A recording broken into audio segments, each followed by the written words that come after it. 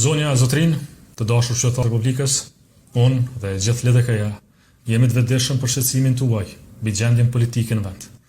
Krizat e vazhdueshme, përplasjet e pafundme dhe zgjedhjet që përsëritën pa prodhuar zgjidhje janë bërë rutinë politike tash e 2 vite. E kuptoj frustrimin tuaj, e kuptoj dëshpërimin tuaj, mbi gjitha e kuptoj dhe frikën për të ardhmen e shtetit tonë. Kjo nuk është Republika që kemi ndruar ndonjëherë. Larg jemi kësaj Republike, shumë larg madje.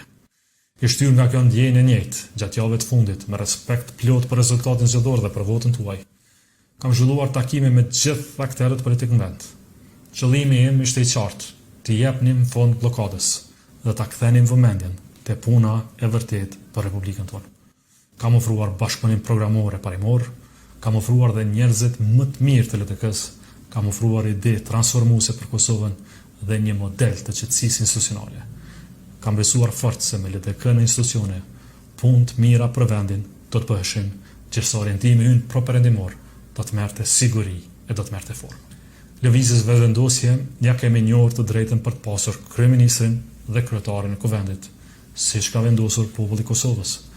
Për LDK-n kemi kërkuar një rol të denjë ekzekutiv dhe përgjegjësinë e presidentit të Republikës.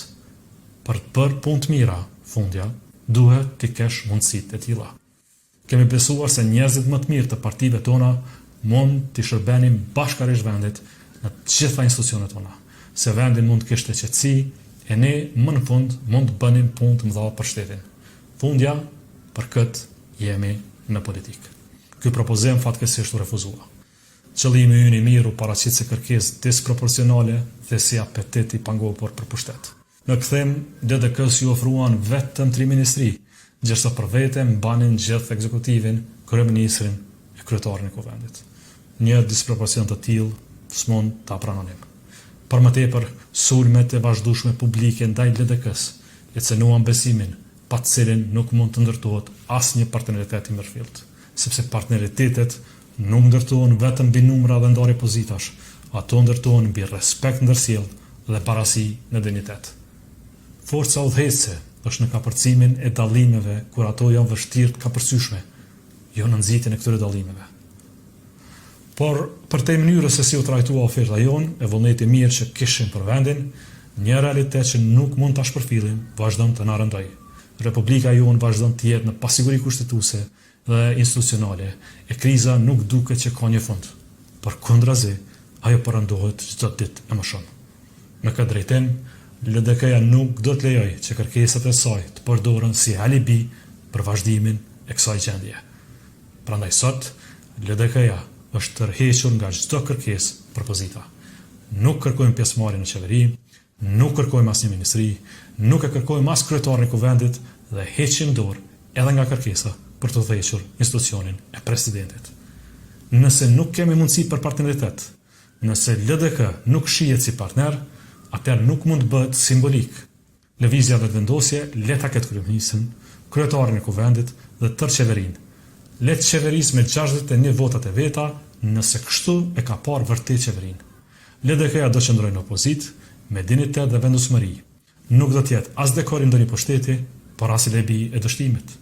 Më vjen shumë keq që vullneti ynë nuk u kuptua për atë që vërtet ishte. Pavarësisht këtij qëndrimi, LDK-ja nuk do shndrojë zhgënimin politik në blokadën institucionale.